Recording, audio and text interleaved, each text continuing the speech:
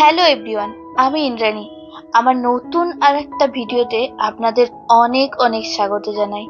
আমরা তো ভীষণ ভালো আছি, আশা করব আপনারাও খুব ভালো আছেন।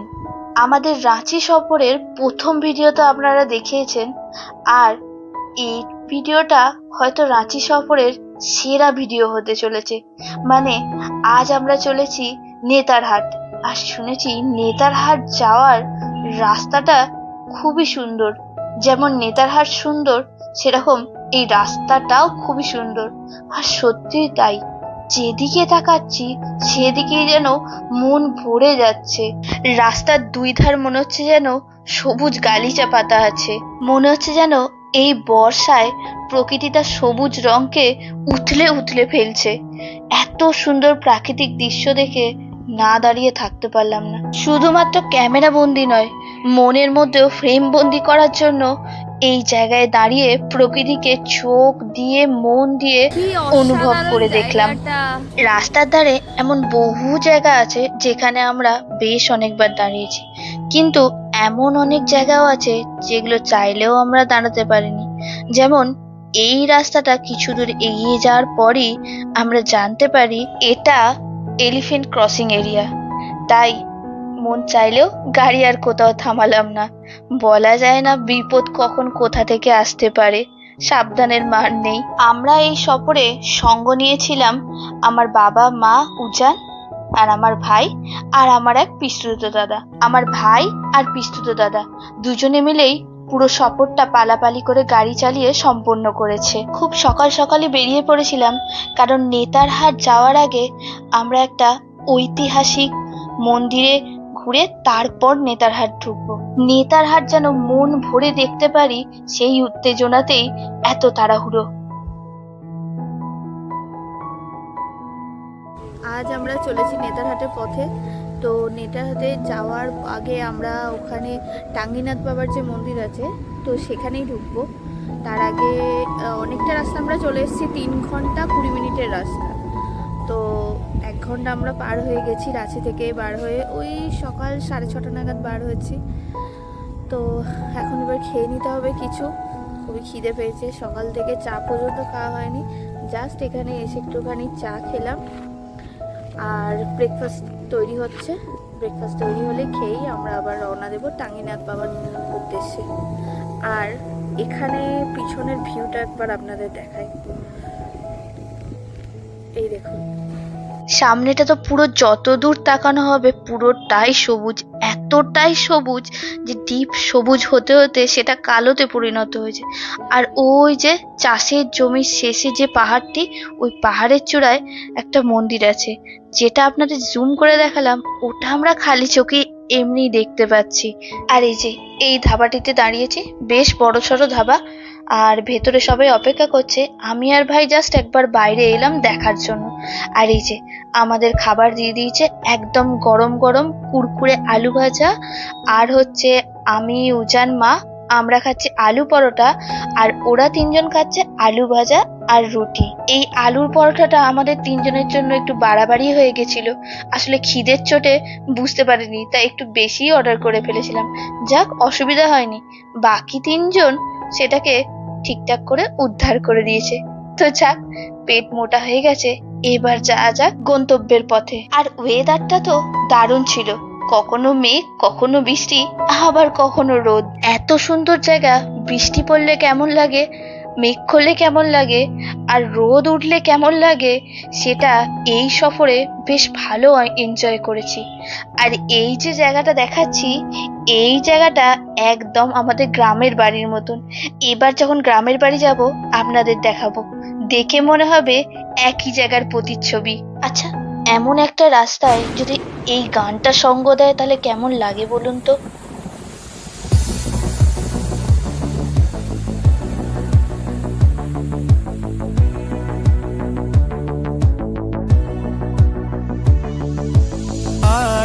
पियाना संदेशा लाए सावन, तरसाए ना एक आंख मुझको भाए सावन। आए ना पियाना संदेशा लाए सावन, तरसाए न एक आंख मुझको भाए सावन तू जो झूम झूम कर आए मोरा रोम रोम सिहराए तू जो झूम झूम कर आए मोरा रोम रोम सिहराए जियरा जलाए झुलसाए तेरा क्या जाए सावन आए ना पिया ना संदेशा लाए सावन तरसाए ना एक आंख मुझको भाए सावन तू जो झूम झूम कर आए मोरा रोम रोम सिहराए जियरा जलाए झुलसाए तेरा क्या जाए सावन आए ना पिया ना संदेशा लाए सावन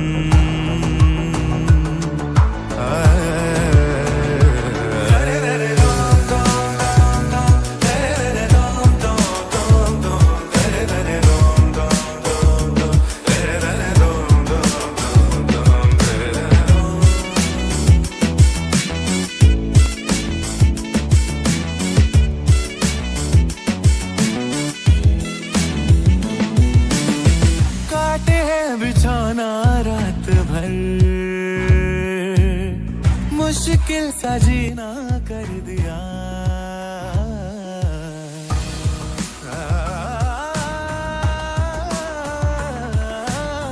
काटे हैं बिछौना रात भर मुश्किल सा जीना कर दिया होठों की हंसी भी छीन ली এই গেটটি হলো টাঙ্গিনাথ বাবার ধাম যাওয়ার গেট। মেন রাস্তা থেকে বাঁ দিকে ঘুরে যেতে হয় রাঁচির দিক থেকে এলে। আর যদি নেতারহাটের দিক থেকে আসেন তাহলে অবশ্যই ডান দিকে পড়বে। আর এই সুন্দর রাস্তায় এই কত যে নদী দেখলাম, যেগুলোর নাম প্রায় জানাই নয় আমাদের, আর গুগলেও দেখাচ্ছে না। ওই যে দূরে পাহাড়টা দেখা যাচ্ছে, ওই পাহাড়ের ওপরেই হলো বাবার মন্দির।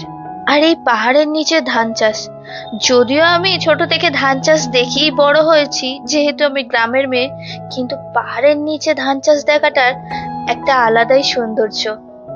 আর এই মন্দির যাওয়ার পথে বেশ অনেকগুলো দোকান আছে। যদি আপনারা পুজো দিতে চান, এখান থেকে ডালা কিনে অবশ্যই পুজো দিতে পারেন। আর এখান থেকে বেশ অনেকগুলো সিঁড়ি ওপরে উঠে যেতে হবে। প্রায় ধরুন ওই 500 মিটার মতো হবে। এই সিঁড়ি যেতে যেতে আমার সেই কাশ্মীরের বৈষ্ণোদেবী দর্শনের কথা মনে পড়ে গেল। আর বৃষ্টি পড়ছে বলে আরো বেশি মনে পড়ে গেল। যাই হোক, সেটা অন্য গল্প, সেটা পরে কখনো শোনাবো। খুব হাঁপিয়ে গেছি আমরা, এসে সবাই বসে পড়েছি। আর একজন এই যে হাঁপায়নি দাঁড়িয়ে আছে। এসো সঞ্জীব দা। আর এই যে কি বিশাল মন্দির চত্বর। যদিও এই পাহাড়টা আরো অনেক ওপরেই ওঠা যায়, কিন্তু মন্দিরটা এখানেই। আর এই মন্দিরের চারিদিকে ছড়িয়ে আছে শিবলিঙ্গ আর বিভিন্ন দেবদেবীর মূর্তি। বিভিন্ন জায়গায় যে মূর্তি বা শিবলিঙ্গ দেখা যাচ্ছে, সেইগুলো মোটামুটি ওই জায়গা থেকেই ওঠা, তাই ওইসব জায়গাতেই ওগুলো প্রতিষ্ঠিত করা আছে। আর মন্দিরের সামনে 108টি শিবের লিঙ্গ আছে। এই জায়গাটি শুধুমাত্র একটা মন্দির নয়, এটা হলো আমাদের মহাভারতের, মানে আমাদের মহাকাব্যের সেই ঘটনা। ভগবান বিষ্ণুর 6ষ্ঠ অবতার ভগবান পরশুরামের মন্দির এটা। মানে এই জায়গায় ভগবান বিষ্ণু তার টাঙ্গিটি মাটির মধ্যে ছেড়েছিলেন। জানেন তো, এই মন্দির ঘুরে যাওয়ার পর যখন বাড়িতে গিয়ে ঠাকুমার কাছে গল্প করছিলাম, ঠাকুমা সেই মহাভারতের গল্পের সাথে মেলানোর চেষ্টা করছিল। আর এই ভিডিওটাও দেখে বোঝার চেষ্টা করছিল সেই ঘটনাগুলো সত্যি এখানে সবকিছু আছে কিনা। আর গল্পের সাথে অনেক কিছুই মিল না পাওয়াতে একটু মন খারাপ হচ্ছিল। আসলে কালের নিয়মে সমস্ত ইতিহাসটাই একটু একটু করে মুছে যাচ্ছে, সেই জন্যই হয়তো মেলাতে পারছে না। আর এই যে বাঁ পাশে ছোট্ট মন্দিরটা, এইটাই হলো সব থেকে পুরনো মন্দির। আর এই যে সামনে বড় মন্দিরটি দেখা যাচ্ছে, এটা পরবর্তীকালে তৈরি করা। আর মন্দিরের সামনের দুই পাশে 108টি শিবলিঙ্গ আছে। তবে এই মন্দিরের ভেতরে এই সিঁড়ির ওপর থেকেই যাওয়া যায়, তার বেশি দূর আর যাওয়া যায় না। আপনি চাইলে গিয়ে প্রণাম করে আসতে পারবেন, কিন্তু ভিতরে গিয়ে ছবি তোলা নিষেধ। চলুন এবার আপনাদের সেই আসল জিনিসটা দেখাই, যার টানে এখানে আসা। সেই অস্ত্র, সেই পরশু, কি বৃহদাকার সেই কুঠার, ভাবাই যায় না, যা আমাদের চিন্তা ভাবনার খুবই বাইরে, যার বেশ কিছুটা অংশ মাটির নিচে আর বেশ কিছুটা ওপরে। শোনা যায় এই অস্ত্র যারা নাকি তোলার চেষ্টা করেছিল তাদের অপঘাতে মৃত্যু হয়েছে। একমাত্র কল্কি অবতার এসেই নাকি এই অস্ত্র মাটির নিচ থেকে তুলতে পারবেন। কি অসাধারণ একটা জায়গা বল। হ্যাঁ, আবারও আমরা নেতারহাটের রাস্তায় যেতে যেতে মাঝখানে দাঁড়িয়ে পড়েছি। আর দাঁড়াবো নাই কেন, কি অপূর্ব জায়গা! মনে হচ্ছে পাহাড়ের ওপর এক টুকরো কাশ্মীর এনে কেউ যেন রেখে দিয়েছে। আর এই যে চলে এসেছি নেতারহাটে। এখন আমরা যেখানে বুকিং করেছি, মানে ওই নেতারহাট ডাক বাংলো, সেখানে এখন ঢুকবো, ঢুকে একটু ফ্রেশ হব আর দুপুরের খাবার খাবো, খেয়ে আবার বেরিয়ে পড়বো এখানের যেসব স্থানীয় সাইট সিন আছে সেসব দেখতে। তবে আমাদের এই জঙ্গলের মাঝখানে ডাক বাংলোটা কিন্তু খুবই সুন্দর ছিল, সেটা না হয় পরের ভিডিওতে দেখাবো, কারণ আর তস হয়েছে না। মনে হচ্ছে কখন হোটেলের ঘরে পৌঁছে ফ্রেশ হয়ে খেয়ে দিয়ে আবার এই সুন্দর নেতারহাট দেখতে বেরোবো। তো চলুন এবার চটপট ফ্রেশ হয়ে বেরিয়ে পড়া যাক। আপনারা সবাই প্রস্তুত তো? একটা স্বর্গীয় অনুভূতি হবে প্রথম যে সাইট সিনটায় যাব সেটা দেখে। আমাদের তো তাই হয়েছে। আমার মনে হয় সেটা চাক্ষুষ দর্শনেই সম্ভব, এমন ভিডিওতে সেটা সম্ভব নয়। আমরা প্রথম যাচ্ছি নেতারহাটের কোয়েল ভিউ পয়েন্ট, যেখানে একটা ছোট্ট পাইন ফরেস্ট আছে আর তার সাথে কোয়েল ভিউ পয়েন্ট। আর সত্যি এই জায়গাটায় এসে আমরা জাস্ট হারিয়েই গেছিলাম। কত যে সময় এই জায়গাটায় বসে বসে আমরা দেখেছি কি বলবো।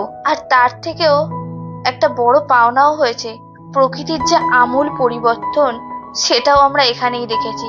মানে আমরা যখন চাই তখন টিপ টিপ করে বৃষ্টি পড়ছিল, তারপর এখানে বসে থাকতে থাকতে থাকতে থাকতে বেশ অনেক সময় কেটে যাওয়ার পর যখন মনে হলো না এবার এখান থেকে যেতে হবে, ঠিক তখনই কি সুন্দর ঝলমলে রোদ উঠিয়ে এই যে পাইন ফরেস্টের সৌন্দর্য সেটা আমরা অনুভব করেছি।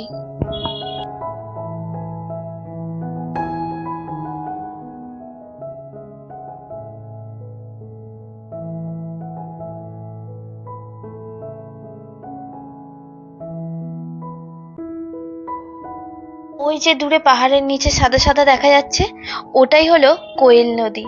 মনে হচ্ছে যদি পাখি হতাম তাহলে আরো কত সুন্দর করে দেখতে পেতাম। হ্যাঁ, আর একটা উপায় আছে পাখির চোখে দেখার জন্য, সেটা হলো ড্রোন, যেটা আমার কাছে নেই, কি করা যাবে। তবে এই দর্শনও কিছু খারাপ নয়। আর এই দেখুন কি সুন্দর ঝলমলে রোদ্দুর হয়ে পাইন ফরেস্টটাকে অন্যরকম লাগছে দেখতে। এবার চলুন এখান থেকে যাওয়া যাক।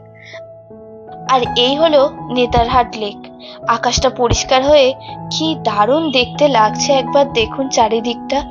উপরে নীল সাদা আকাশ আর নিচে পুরোটা সবুজ। আর এখন আমরা চলেছি নাশপাতি বাগানের দিকে। না, প্রথমে খুব একটা যাওয়ার ইচ্ছা ছিল না, কারণ জানতাম এখানে এখন একটাও নাশপাতি আমরা দেখতে পাবো না, যেহেতু সিজন শেষ হয়ে গেছে। কিন্তু আমার বাবার একান্ত ইচ্ছা ছিল ফল নাই থাকুক, বাগানটা তো একবার দেখতেই পারি, তাই চলে গেছিলাম। আর সত্যি না দেখলে কিন্তু ভুল হতো, ফল না থাকুক এত সুন্দর জায়গা আর দেখাই হতো না। হ্যাঁ, তবে একেবারেই দেখতে পাইনি সেটা ভুল। এই বাগানের মধ্যে গুনে গুনে দুটো দেখতে পেয়েছি, একটা পচনের দিকে আর একটা গোল্ডেন কালারের হয়ে আছে, আর কিছু কিছু কালো কালো পচা ফল নিচে পড়ে আছে সেগুলো দেখেছি। তবে এখান থেকে বেরিয়ে যাওয়ার পর অন্য জায়গায় যেখানে মানুষের বাড়ি আছে, সেখানে তার বাড়ির মধ্যে যে গাছ লাগানো, সেখানে বেশ কয়েকটা আমরা নাশপাতি ফল দেখতে পেয়েছি। এই নাশপাতি ফলগুলো হলো আমরা ইন জেনারেল যেগুলো খেয়ে থাকি, হলুদ হলুদ আর একটু টক টক, সেই নাশপাতি। বিশাল এলাকা দেখেছেন, ঠিক যত দূর সবুজ দেখা যাচ্ছে পুরোটাই হলো নাশপাতি বাগান। আর শুধু এইটুকুই নয়, আরো অনেকটা বড় আছে। এখান থেকে আমরা পরের যে সাইট সিনে গেছিলাম, মানে আপার খাগড়ি, সেখানটা পুরো রাস্তাটাই নাশপাতি গাছে ভর্তি। এই যে চলে এসেছি আপার ঘাগরি দেখতে। তবে এখানে এসেই একটা কথা শুনে একটু মন খারাপ হয়ে গেল। এই আপার ঘাগরি থেকে একটুখানি হেঁটে গেলেই আরো একটা খুব সুন্দর জলপ্রপাত আছে, লোয়ার ঘাগরি, যেটাই আপার ঘাগরির থেকেও বেশি সুন্দর আমি ভিডিওতে দেখেছিলাম। কিন্তু সেখানে যাওয়ার রাস্তা এখন বন্ধ, তাই সেটা আর দেখা যাবে না। আর এই যে ওই যে নিচে জলপ্রপাত, ভালোভাবে দেখতে গেলে নিচে নেমে দেখতে হবে। ওপর থেকেও দেখা যাচ্ছে, তো চলুন নিচে গিয়ে দেখা যাক।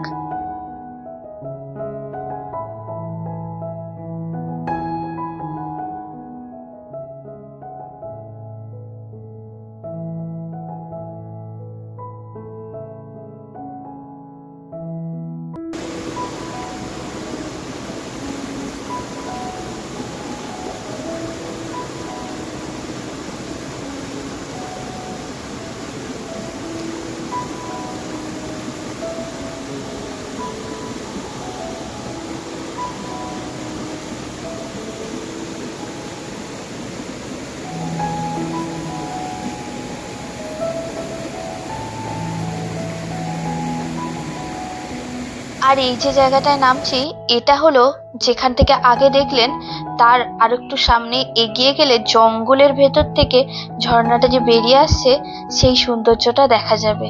তবে আগের জায়গাটা বেশ অনেকটা নিচে নামতে হয়, তাই ওই জায়গাটা ভাই নেমেছিল, আমি নামিনি। আর এই জায়গাটা অল্প একটু নামতে হয় বলে আমি নেমেছিলাম, কারণ আমার সাথে তো উজানও আছে, ওর কথাটাও আমাকে ভাবতে হবে, আমি নামলে ও নামবে। আর আপার ঘাগরি দেখার পর আমরা চলে এসেছি সেই জায়গায়, সেই বিখ্যাত ম্যাগনোলিয়া।